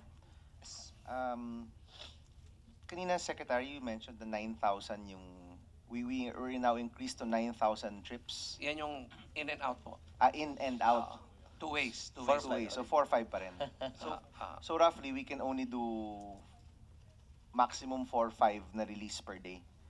We can't increase that 4-5 to an even higher amount. Physically, hindi It's na siya possible po dahil may nakita na ako report na umakyat pa ho ng 9,300 ganyan po. So may So I chance, think baka 10,000 hanggang 10,000. ang po kaya siguro. pong, so we need to, basically, kung one, we need to work during the weekdays, and that's now dependent on the private sector, and two, our processes need to double up para pabawas po tayo, hindi pa dagdag. Opo. So who is in charge of, kumbaga, sino po ba yung, is that customs? Is that the port authority? Is that the Actually, may operator? task force ho kami. That No, we- yung just to release a container once it docks. port operator po. Customs and port operator. At saka shipping lines. Okay, so it's the three. It's the shipping line. The shipping line would have brought down the container already, di ba? So kasi hindi naman po yung binaba today, yung ilalabas rin today, di ba? Yung ilalabas today, probably binaba yun X weeks ago, di ba? Yeah. So, it's not the shipping line anymore, no? Nababa na nila. It's- Meron pareho silang isang maliit na role because you still have to pay the demurrage charges I see. before you Okay. can take out your container. So, it's from the port. shipping line paying the charge, it's customs processing Clearing, it, yeah. and then Then the the port operator releasing the... releasing. So, it's really, it's mostly customs. Yung Hindi ho, processing. actually hindi problema yung customs ngayon. Yun ang narinig ko. What is the hold up? I mean the not not Actually, literal. What okay is na the- ho yung process natin ngayon, mabilis na. Okay. It's just that the weekends, walang pumupunta. Hindi, but if we want to go from, if we want to hit a 9,000, We're already there, sir. already there. Yeah, we can already process 9,300. So Na-release siguro with po. a little more effort, baka umabot ng 10,000. Na-release. Ano? Divided both by ways, 2 oh. po yan. Oh, hindi, but So yung- 5,000 yan. O yung Yeah. pa-release lang po, can we increase the release more than 4-5 or hindi? Ay, Or- oo. For 4,700 na po tayo. But roughly, hanggang dun lang po. Yun yung tanong kasi ni Senator Escudero yung time and motion. What is the maximum we can do sa releasing? Kasi our release needs to be higher than our papasok. Yung sa releasing po natin, ang pinakamataas over the last 2 weeks ay 4,750. 4-5 nga average. Oh, 4-5. So there's no way we can double that or increase that further. Wala na ho. Physically, hindi na talaga kaya. Hindi ho. At saka yung may limitation na rin ho sa trucks eh. Sec, magkano ho yung backlog? If we are releasing or unburdening the port area by 4 or 5 a day, and 4 or 5 are arriving, at nagkaka-backlog tayo ng 5,000 every week, magkano po ba yung existing, ilan po ba yung existing backlog to begin with? Because I will now add that to 8,000 kasi 80,000 by end of December. Dahil 1:1 pa lang po kayo eh. Yung dumarating, yun din yung kinukuha. So, it's the same zero-sum game. Ilan po yung backlog na kailangan pa pong alisin after your sweeper vessels have done their job? Let me make a correction lang po, no?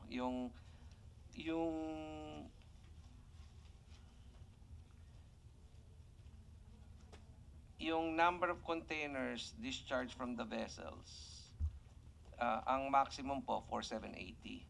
Pero, bumababa rin ho siya to, like, nung kahapon, 3,179 po. Actually, In average off ko lang, Sec. Ilan po yung backlog? Ilan pa po yung nakatenggang container doon na naipon dahil sa truck ba ng Manila? Sa inside the port po, sa labas sa other countries. Dito muna. Dito. Well, we have Dito muna.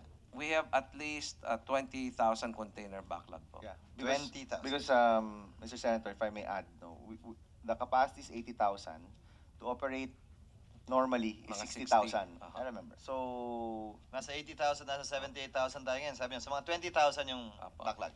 Ngayon, yung backlog sa ibang bansa, I understand we caused a similar problem in Hong Kong and Singapore because of our problem here.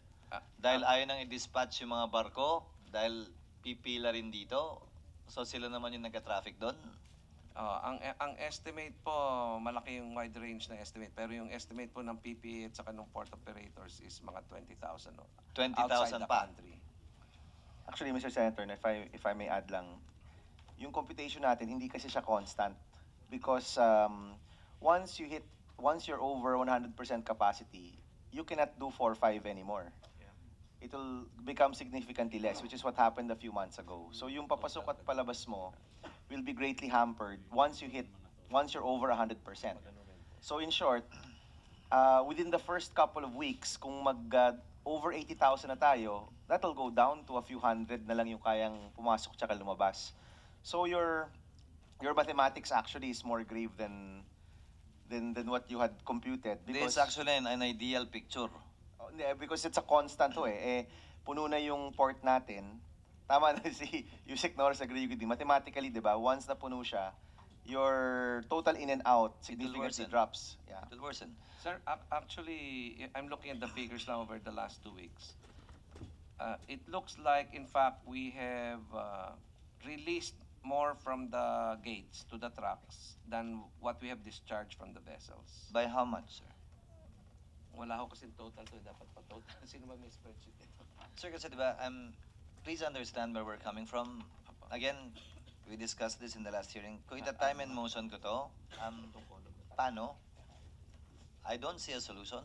Actually, May Secretary. 20,000 kang nasa labas na papasok pa, may 20,000 kang nakatenga sa port na sobra. You're taking away only enough that's coming in, roughly the same figure. And meron kang dumadagdag pa na, kahit kalahatiin ko pa, 2.5 a week. That's still 40,000 by end of the year. So by the time you reach January, you're talking of 80,000 containers pa rin. Both yung nasa labas, yung nasa port, at yung nadadagdag on a weekly basis. Even if you improve the weekend performance at 4-5, nawala lang sa'yo yung dagdag, may 20 mil ka pa rin na nakatenga dyan, at may 20 mil ka pa rin nasa labas. I mean, Sir, Mr. Chair, Kinakompute na. pinapakalculate ko lang yung last 2 weeks. okay. Dahil mukhang mas marami ho yung nalalabas natin sa truck support than yung dumarating. Okay. Ah, But yung rate ho niyan, if it's trickling lang, then it will take us much longer, di ba? Kasi parang nag-chip away lang tayo. I have 2 questions. One is, we haven't considered like saying, kasi we've been trying to convince the private sector to operate ng weekends. What if you close down on weekends? We don't accept. Hindi rin siya. That will be worse if we don't accept. Okay. What about ito? Alam ko baka may moral questions dito, no? Because di naman gobyerno yung nagsimula ng problema. But as usual, government is left to clean up. No? What if we just hired? What if government hired trucks, hired boats, just to take out the first 10,000? Para lang may konti tayong space. We considered that? Na gobyerno na yung magbayad for the transfer. Kasi right now, umaasa tayo for the private sector to, tama naman, sila yung naglagay, sila dapat magtanggal. But hasn't it come to a point na kahit, 5 to 10,000, there are containers there which are customs containers, right? Hindi ba yun parang responsible na tayo for those containers? Can't we just release, medyo emergency na rin to, release funds, take away 10,000, relieve the pressure for the meantime? Yung sa sweeper ho, what we call sweeper vessels, they take out the containers and bring it somewhere else. In fact, the task force did consider already for the government to pay for that sweeper, but the port operators offered to undertake the cost. ilan na for po yung natatanggal ng sweepers? Yung Do you have the figure? 15,000 na daw po ng mga empty containers. Sir, At pero- saka mga 1,500 po yata na customs containers. Sir, parang ano ba yun, sir? The more we hire, the more matatanggal, or may capacity issues ka rin kung saan siya ilalagay? Kasi, Sa Subic Port po, maximum 10,000 containers daw po. and how many are there already? Ah,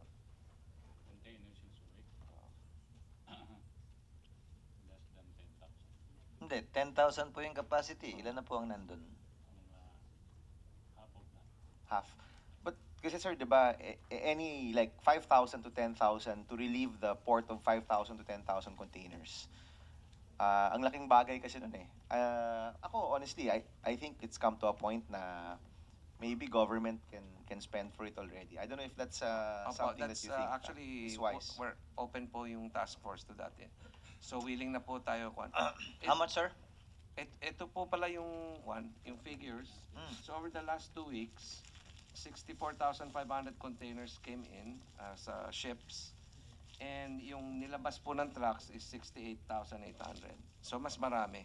So if we're able to add an additional 10,000 on the weekend, or even 8,000, then mababawasan po natin yung backlog. At 4,000 every 2 weeks, that's 8,000 a week. Tama po. Kahit 5,000 a month, kahit sabihin rather? mo natin 5,000 per week ang madagdag po natin mailabas dahil magamit natin yung Sunday and Monday morning. So 4 weeks, mababawasan po natin yung 20,000. Sir, I asked this question because wala akong nakalagay sa 2015 budget. Ang sabi niyo number 1 na kulang kalye to relieve the ports and so as not to affect the roads being used by the general commuting public. Wala pa ho bang plano kung anong dapat gawin dyan para lagyan na natin ng pera yung kalye, flyover o kung ano man na dapat mag-connecta dyan? Meron no actually dalawang plans. Yung isa po yung SLEX connector. Na hindi That was naman supposed- natuloy? Opo, although I read in the newspaper today that they might bid out the project later this year. So, mukhang inaayos nila yung legal impediments. Tapos yung pangalawa po, yung rail line to the North Harbor, connecting it to Tutuban and then to Calamba, Laguna. Willing po yung ICTSI to pay for the rail line. Sinabi na po nila yon, kailangan lang approvein na ituloy na yung project. So walang kailangan gastos kahit widening dyan sa may port area? Kung po yan, may mga plano naman po ang DPWH in terms of refurbishing the roads at saka widening some of the roads. And pati yung Anda Circle po, tinitignan nila ngayon kung paano gawing more efficient yung traffic flow daw, whether palitan yung island. Tatanggalin na ho yung circle, hindi na Anda Circle ang tawag doon, Anda na lang.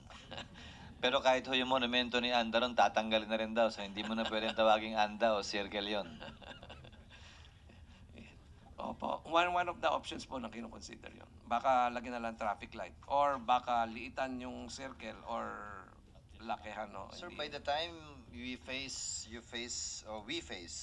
the plenary for the budget, can you give us something by way of solution kung yung sinasabi ni Senator Aquino is well taken on the hiring of sweeper vessels or Opo. for government to take care of this? Pwede namang i-advance lang, bill pa rin at i-charge dun sa importer. But kindly submit us a proposal so that we can provide funds for it already in 2015 at least to do this thing. Opo. Kung may maiiwan pa man po kung sakasakali. We will do, Mr. Chair. Kindly do so, sir. Just a few more points, sir. What's the position of the DTI with respect to certain goods that are seized by customs but later on bidded out? In other words, are still able to enter the country. Example, garlic. Smuggled, illegal, hindi tumupad sa MAV, kung may MAV man yun, siniz ng customs, tapos binid out. Bigas, inismuggle, walang authority galing sa NFA, hindi pasok sa quota, siniz ng customs, tapos binid out. Pasok din po sa Pilipinas. Manok, ganun din. Halos lahat naman po eh.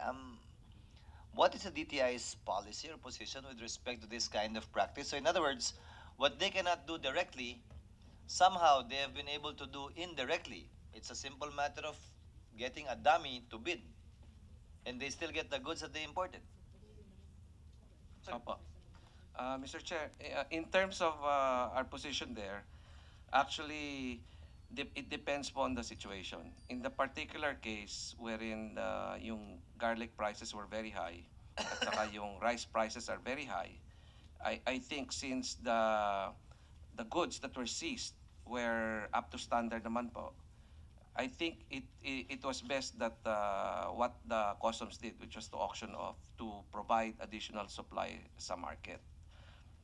But kung may ample supply, dapat po sundin na lang nila yung pag-destroy nung goods. Pero kung may malaking kakapusan po, kagaya po nung nangyari nito,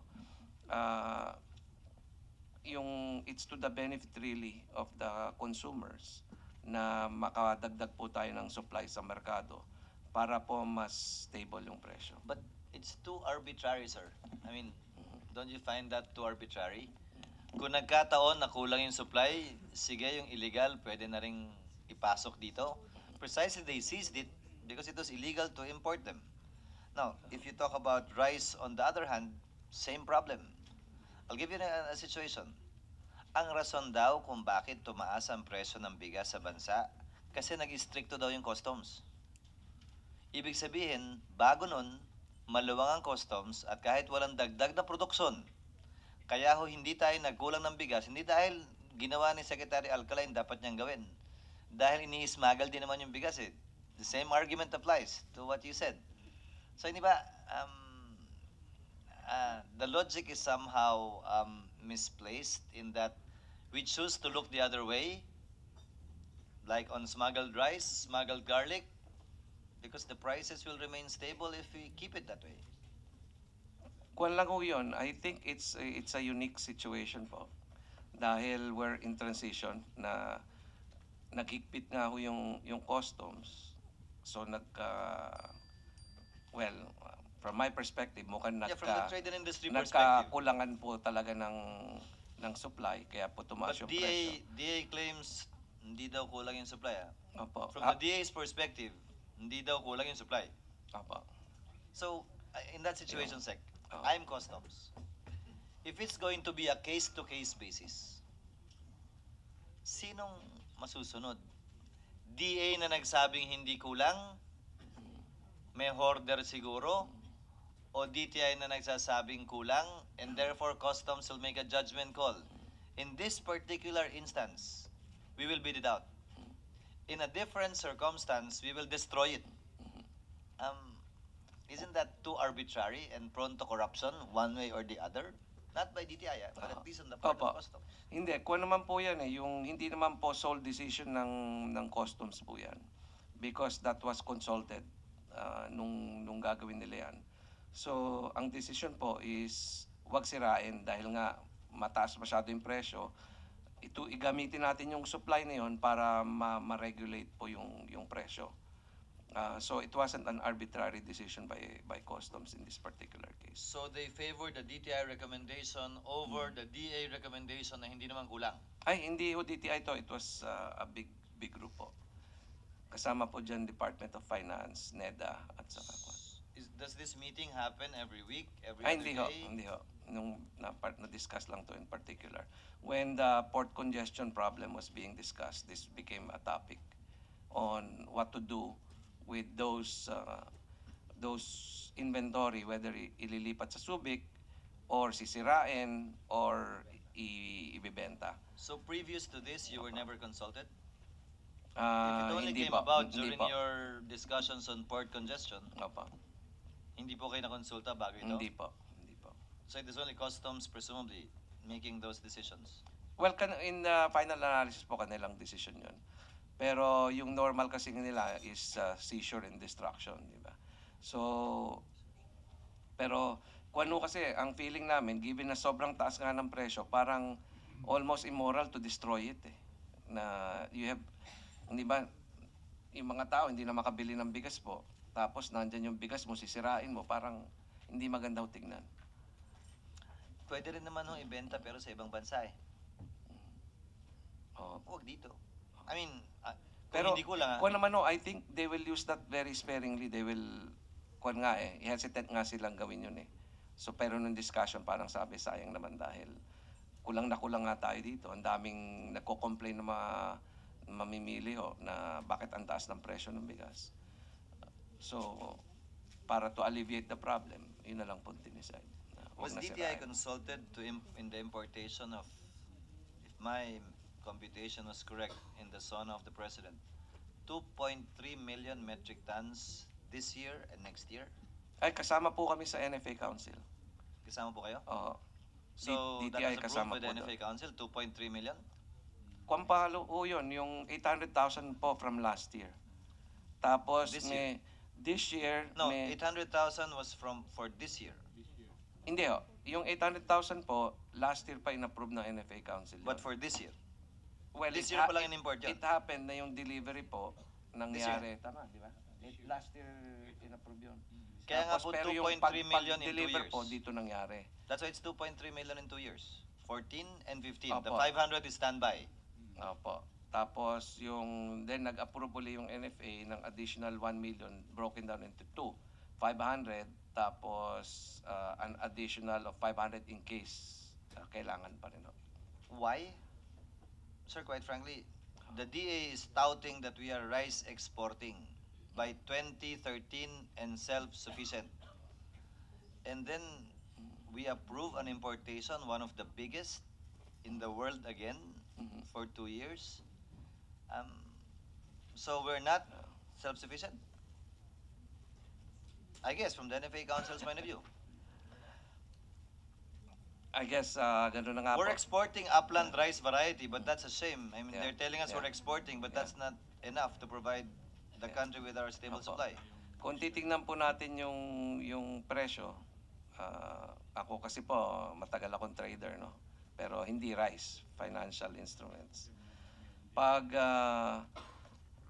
in this particular case, pag ang presyo po ay firm even in front of the surge of supply because of the harvest season, talaga may kakapusan po. Agree po ako doon. Ang sana lang, aminin naman ho ng ibang departamento rin na ganun talaga yung sitwasyon. Dahil, Pero sila ho yung may dato kaya nakakalungkot. sa akin, I just look at the manifestations of the price movements po. Yeah. If you are in trading, sir, you will also agree with me. The last place that we would want to announce and say to the whole world that we need this much is the zona of the president. Because that actually drove up the prices worldwide too. Dahil may ganun palang kalaking demand ng Pilipinas eh. Why is it even being announced there? I do not understand that. Di ba, pag may kailangan ka, Sec, you're in trading. The last thing you want is to announce to the whole world with all the dignitaries there na kasama siguro yung sa Vietnam at yung Thailand siguro na, uy, may ganito pala kalaking kailangan at bibilin, may standby authority pa. It will drive up the prices following your basic law of supply and demand. Actually, I did not understand, and up to now, I do not understand that. Usually, that's being done by the NFA Council, and short term lang, kailangan bumili. O kung may utos ng bumili, it's a state secret, so as not to drive up the prices. I don't understand too why that was done in the zona at that time. Because surely it did drive up the prices. Pati yung standby authority natin, edi siyempre alam na rin nila, they know there's a demand that we created and which we telegraphed to them. So at 40 pesos, 38 to 40 pesos, clearly the supply is lacking from the DTI's point of view. Nasa 43 pa rin ho yung well milled na 43? Opo. I remember during the time of GMA, 20 to 23 naglalaro yan. Pag naglaro ng 20 to 23 yan, nagpagpalo ng 23-24, nagpapanik na ho sila. Mga mid-year ho last year, it was around 34, 35. I agree. And if you remember correctly, Sec, cases were filed against the former DA secretary for over-importing 2.1 million, that was the allegation, in 2008 and 2009. But that kept the prices down at 20 to 23 pesos. Now we're importing roughly the same amount, and we're talking 38 to 43 pesos and still trying to keep it down. Buti nga po hindi pa pumipila dahil pag pumila ho yun, sakit ng ulo na talaga yan. Simply because the DA, I think, is too proud to admit that they're wrong and we don't have enough supply to begin with. Pag nakikita ko kayo sa gabinete, hindi nyo sinisiko si Secretary Alcala. na, hoy, hindi ko na ma-justify yung presyo. Ano ba talaga? Because simple arithmetic, sec, nagpalit ng NIA administrator si Pangulo Aquino dahil hindi daw niya ginagawa yung trabaho niya. And then DA will boast of a performance in the increase in harvest when no new irrigation projects were completed, and that should be the number one source of an increase in production. Yun na lang po, buljak na eh. Hindi na magtutugma eh. Yung computation nila eh. Anyway, as you very well know, Sec, APECO is not part of our discussions this morning. Alam niyo ba yun? Hindi. O ngayon alam niyo na. So with the exception of APECO, we took up all of the attached agencies and corporations of DTI, and if Senator Aquino will make a motion to submit the budget of DTI as well as its attached agencies and offices except APECO, Chair would entertain the same. Yes, I move that we submit the budget of DTI and all its attached agencies except APECO, Mr. Chairman.